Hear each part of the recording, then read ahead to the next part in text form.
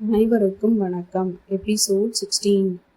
மாமரத்து பூக்கள் கொத்து கொத்தாக சில்லென்று பூத்து சின்ன சின்ன சிரிப்புகளாய் சிரித்தது.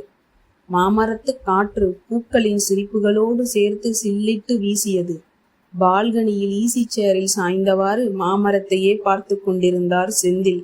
வாசலில் காரை பார்க் பண்ணிவிட்டு உள்ளே நுழைந்த மாப்பிள்ளை கோவர்த்தனன், என்ன மாமா, யோசனை பலமா இருக்கு, எந்த கோட்டையை பிடிக்க போறீங்க என்று சிரித்தவாறே அருகில் வந்தான் மாப்பிள்ளை கோவர்த்தனன்.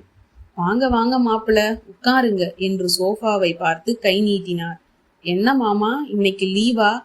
இல்ல மாப்பிள்ள, நைட் ஷிஃப்ட், டாக்டர் கிட்ட செக்கப் போயிட்டு வந்தேன், அப்படியே உட்கார்ந்துட்டேன் என்றார். துளசி வேகமாக வந்தாள். வாங்க வாங்க மாப்பிள்ள, எப்ப வந்தீங்க என்று புடவை தலைப்பை இழுத்து போர்த்தியவாறு பணிவுடன் கேட்டாள். இப்பதான் வந்தேன் அத்தை, சாப்பாடு விஷயமா பேசிட்டு வர சொல்லி அப்பா அனுப்புனார். ஏன், அந்த கான்ட்ராக்டர் சமையல் சரியிராதா என்றார். ஆமா மாமா, அவ்வளவு சரிபடாதுங்கிறார். என் ஃப்ரெண்டோட அப்பா அவர் பொண்ணு கல்யாணத்துல இவர்தான் செஞ்சாராம், கடைசியில சொதப்பிட்டாராம். அதான் அப்பா அறுசுவை நடராஜனை பார்த்து பேசி புக் பண்ணிடலாம்ங்கிறார். நிறைய பெரிய இடத்தில் இருந்தெல்லாம் வருவாங்க மாமா. பிஸ்னஸ் சைட்ல இருந்து வரவங்களெல்லாம் கொஞ்சம் ரிச்சா டீசெண்டா கவனிக்கணும். தினமும் நாம எல்லோருக்கும் சோறு போட போறதில்ல, கல்யாணம் சோ கிராண்டா செய்யணும். உங்க விருப்பத்தை கேட்க சொன்னார் அப்பா என்றார் மாப்பிள்ளை கோவர்த்தனன். அதுக்கென்ன, செஞ்சிடலாம் மாப்பிள்ள என்றார் செந்தில். மாப்பிள்ள ஸ்வீட் எடுத்துக்குங்க என்றாள் அம்மா துளசி. என்னத்த ஸ்பெஷல், திடீர்னு ஸ்வீட் என்றான். கார்த்திக் கல்யாணத்துக்கு சம்மதிச்சிட்டான், ராத்திரி தான் போன் பண்ணுனான் என்றாள் கார்த்திக்கின் அம்மா துளசி. பொண்ணை பார்த்தாச்சா அத்தை? இல்ல மாப்பிள்ள, ஆனா முதல்ல ஜாதகம் வந்துச்சே, அந்த பொண்ணையே ஃபிக்ஸ் பண்ணுங்கிறான் என்றார் செந்தில். அப்ப கார்த்திக் ஆல்ரெடி பொண்ணை பார்த்துக்கானா மாமா? இல்லைங்க மாப்பிள்ள, அதான் வந்தனா கல்யாணத்துக்கு வரும்போது பொண்ணை பாரு, எந்த பொண்ணு பிடிக்குதோ சொல்லு, பண்ணிடலாம்னு சொன்னேன். அதுக்கு முதல்ல ஜாதகம் வந்த அந்த ஜாதகத்து பொண்ணையே ஃபிக்ஸ் பண்ணிங்கிறான். இல்ல மாமா, அதெல்லாம் தப்பு. அவனும் நேரா பார்க்கணும், 2 பேரும் மனசு விட்டு பேசிக்கணும். இந்த காலம் அப்படிதான், இது அவனோட வாழ்க்கை. கண்டிப்பா அவன் வந்து நேரா பார்த்து மற்றதெல்லாம் பேசி அப்புறம்தான் ப்ரொசீட் பண்ணணும் என்றான் மாப்பிள்ளை கோவர்த்தனன்.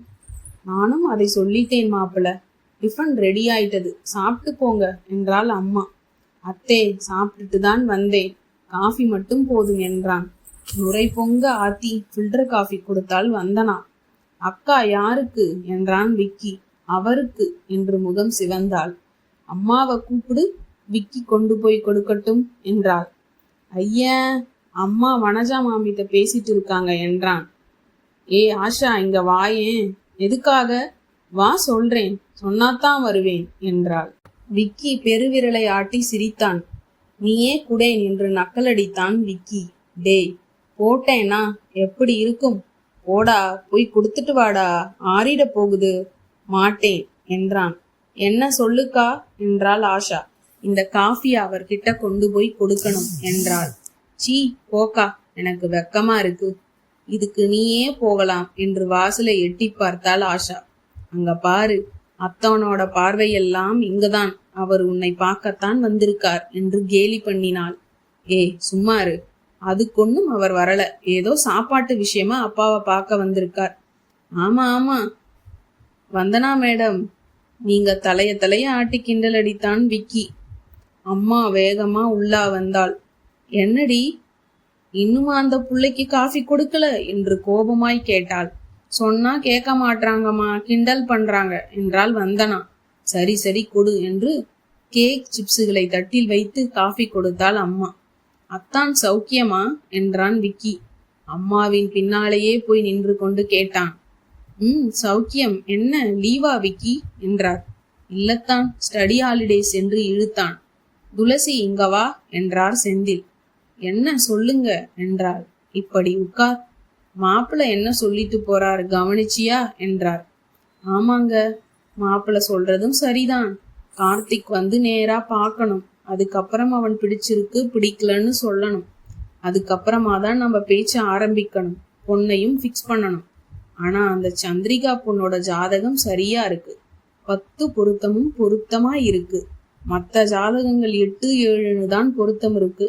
8 பொருத்தம்னா கூட ஓகே தான் என்றார் அப்பா. எதுக்கும் 4 ஜாதகத்தையும் நிறுத்தி வைக்கலாம். ஃபோன் பண்ணுனா பையன் அடுத்த வாரம் வர்றான், அவனுக்கு பிடிச்சிருக்கான்னு பார்த்து சொல்லட்டும், பேசிடலாம்னு சொல்லி வை துளசி என்றார். என்னங்க, சந்திரிகாவையே பேசி முடிச்சிடலாம்னு எனக்கு தோணுது. ஆமாம்பா, அண்ணி ரொம்ப சாஃப்ட் டைப்பா இருக்காங்க, எஜுகேட்டட். என்ன படிச்சிருக்கா என்றார் அப்பா. எம்சிஏப்பா என்றாள் ஆஷா.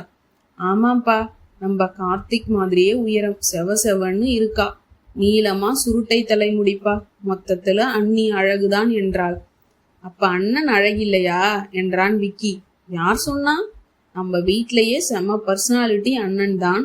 அண்ணனுக்கு ஏத்த ஜோடி சந்திரிகா அண்ணி தான்.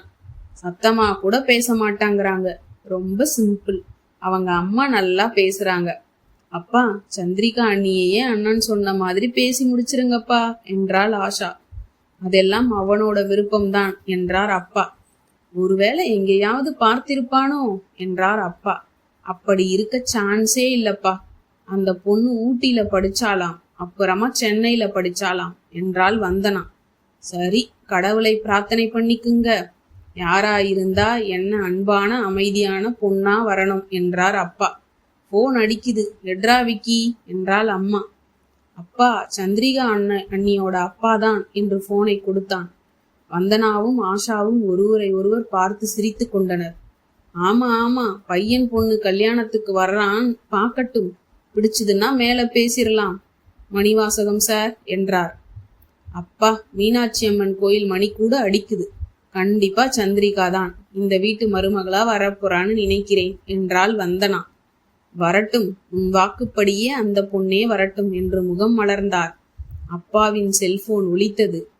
அப்பா, பேங்க்ல என்னோட சேலரி கிரெடிட் ஆயிருக்கும், ஏடிஎம்ல என்னோட கார்டை வச்சு எடுத்துக்குங்க என்றான் கார்த்திக். தினேஷ், நான் கல்யாணம் பண்ணிக்கிறதா முடிவு பண்ணிட்டேன். குட் குட், நல்ல நேரத்துல நல்ல டெசிஷன் எடுத்திருக்க.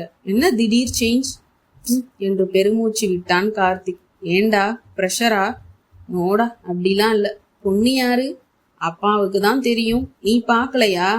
இல்ல. அடுத்த எபிசோட் நாளைக்கு பார்க்கலாமா?